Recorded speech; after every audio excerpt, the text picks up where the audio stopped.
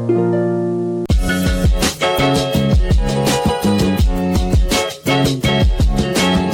guys, so welcome back. Again, this is Teacher Aya Samantha, and for today's video lecture, we'll be discussing about solving rational equation.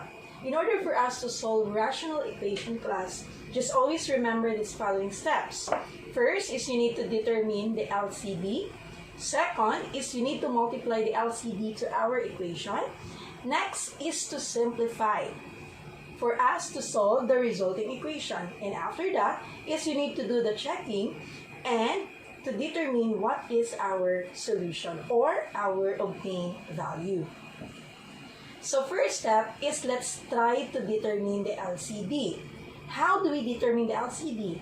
Remember that LCD is our common denominator. And in order for us to determine the common denominator class, make sure that the terms under the denominator class are not factorable na dyan. If it is factorable, then it means you need to factor it out first. Let's check for the first denominator. Can we factor x plus 2? No. How about x minus 2? No. How about x squared minus 4? Remember that x squared minus 4, this is difference of two squares. It means that we can factor this out. So first things first is we need to rewrite this with the factored form of x squared minus 4. So you copy those terms that are not factorable. Now, how do we factor x squared minus 4 or difference of two squares? It's so easy. Just always remember, class, that difference of two squares, its factor are the sum and difference of two terms. So, unsa man pud ni siya nga two terms, ma'am? Unsay factor sa x squared? It's x and x. How about sa 4? Unsay factor? It's 2 times 2. Ma'am, dili ba pwede 4 times 1? Kaya ang 4 times 1 will result to 4. Always remember that the pattern in factoring difference of two squares is the sum and difference of two terms. So it means kinahanglan equal gyud ang terms on both binomial. That's okay. Positive times negative, that is always negative. So, what is our LCD? Remember that this is already in a factored form. So, unsay common sa ato ang denominator? So, we have x plus 2. Unsa pa'y lain ninyong makita nga common sa ato ang denominator? Yes, we have x minus 2. And why is it that we separated it with a parenthesis? Why not we use minus or add or plus? Always remember, class, that in writing our LCD, always make sure that our LCD or the terms for our LCD must be separated with multiplication. That's alright. So our LCD is x plus 2 times x minus 2. So, next step is to multiply our LCD to our equation. Remember that earlier, we factor it out, the x squared by, we factored out the x squared minus 4 by x plus 2 times x minus 2. So, mao na ato ang gamiton. Next, di ba remember that we need to multiply it, our resulting or our equation, we need to multiply our equation to our LCD, which is x plus 2 times x minus 2. You can use na kani imong i-parentheses and multiply this parentheses, or you can use a bracket form. Now, let us simplify. Let's use the first term, x over x plus 2 multiplied to x plus 2 times x minus 2. Now, can you see any common that we can eliminate. Yes, you're right. Pwede na to ma-eliminate ang x plus 2 and x plus 2. Now, what is left here? It's x minus 2. You copy x times x minus 2. You copy na lang daan, minus 1. Next, unsay common nga pwede na ito ma-eliminate? It's x minus 2. Now, what is left? It's x plus 2 times x plus 2. Nganong gi-times man na ito, ma'am? Why is it that we multiply it? Remember that bracket means multiplication. It's the same with parentheses. Equals, you copy 8. Na ba kay pwede ma-eliminate? Yes, you can eliminate x plus 2 and x minus 2. Then it means we are left with 8. Next step is to distribute. X times x, x squared. X times negative 2, negative 2x. Negative 1 times x, negative x. Negative 1 times 2 is negative 2 is equal to 8. Next is to combine like terms.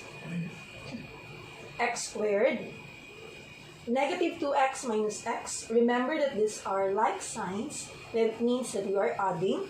Remember that we have here 1. Ana siya 1. 2 plus 1, that is 3. Then you copy the variable. Remember that when you are adding or subtracting terms with variable, walay changes exponent. Only the numerical coefficient. Then you copy the sign of the given, that is negative. You copy minus 2. You transfer 8 to the other side. Nganong kinahanglan nato i-transfer to the other side? One tip, if our equation na gani, our resulting equation involves with the highest exponent, which is 2, you have to combine all the terms on the same side. Why? Because kinahanglan pa na nimo i-factor. Positive 8, it transfer to the other side. It means that the sign will change into its opposite. So you have minus 8 is equal to 0.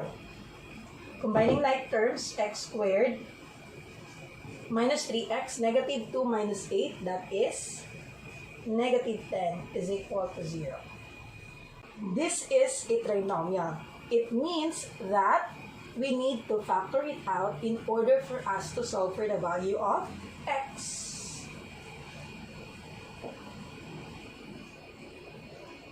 Remember to factor it out. You have two parentheses. Kung say factor sa x squared, it's x times x. Next consideration. What is the factor of negative 10? Kung say factor ni negative 10. Or taga-ikog duha ka numbers that when you multiply, the result is negative 10. Yes, pwede ang 5 and 2. Now, what are the signs that when you multiply, the result is negative? Yes, it's negative and positive. The question is, where do we write the negative sign and the positive sign? In order for us to determine where to write on this part, the negative and the positive sign, you have to look at to our middle term. What is the sign of our middle term? It's negative.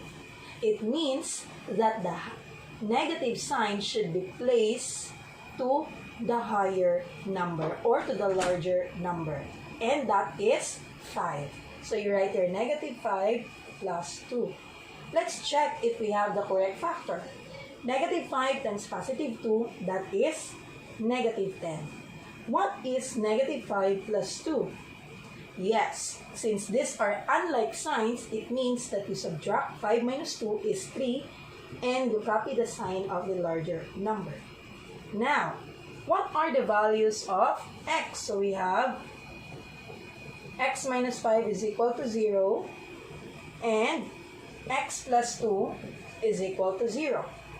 So our first value of x is equal to 5. Kay negative 5 transfer to the other side. That is negative 5. X is equal to positive 2 transfer to the other side. That is negative. Do you have any questions?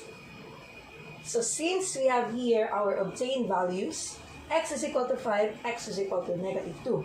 The question is, kaning pag yung duha ang atuang duha ka value sa x? Let's do the checking in order for us to determine whether this obtained value satisfy to our equation. And to do our checking class, it's so easy. You will just substitute the value of x here to our equation.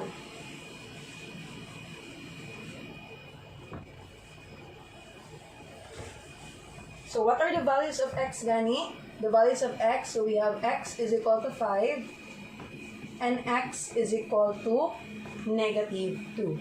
Let's start with x is equal to 5. Instead of writing x here, we change it by positive 5. So 5 over 5 plus 2 minus 1 over 5 minus 2 is equal to, remember that the original equation here, actually you can still use lang manufactured one, but I would suggest that you will use katong the original, is equal to 8 over 5 squared minus 4. So we have here 5 over 7 minus 1 over 5 minus 2 is 3 is equal to 8 over 5 squared is 25. 25 minus 4, ito na lang idiretso. 5 squared is 25. Minus 4 is 21. Now, 5 over 7 minus 1/3, you can combine that by finding the LCD. Ang say LCD ni 7 and 3, naaba sila common. Wala. Another technique is you can multiply 7 times 3, that is 21. Or you find a number class where you can divide both of the denominator. 21 divided by 7, that is 3 times 5, 15 minus 21 divided by 3, 7 times 1, 7 is equal to 8 over 21. 15 minus 7 is 8 over 21 is equal to 8 over 21. And it's satisfied to our equation. X is equal to 5, satisfied to our given equation. So it means, okay naning x is equal to 5. Now, how about when x is equal to negative 2?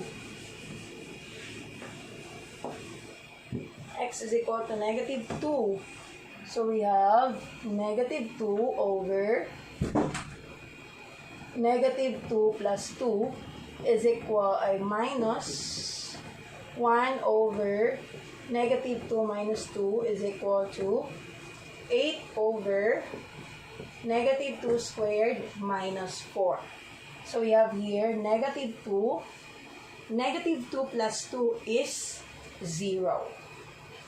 Now, what is the resulting value when a number is divided by 0? That is undefined.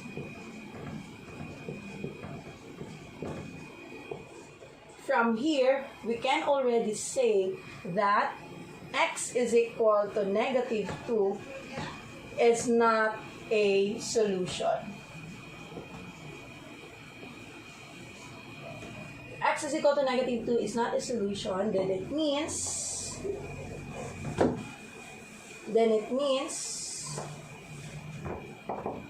to this equation class, this solution is x is equal to 5. Therefore, the solution is x is equal to 5. Do you have any questions? So always remember, class, that in solving a rational equation, you just follow these following steps. You determine first the LCD. Make sure that the terms under the denominator are not factorable. If it is, then it means you need to factor it out first. After you determine the LCD, you need to multiply the LCD to our equation. Then you simplify in order for us to get the value of x. And then you check the obtained values. So that's all for today. Thank you for listening. Again, this is Teacher Aya Samantha. Bye!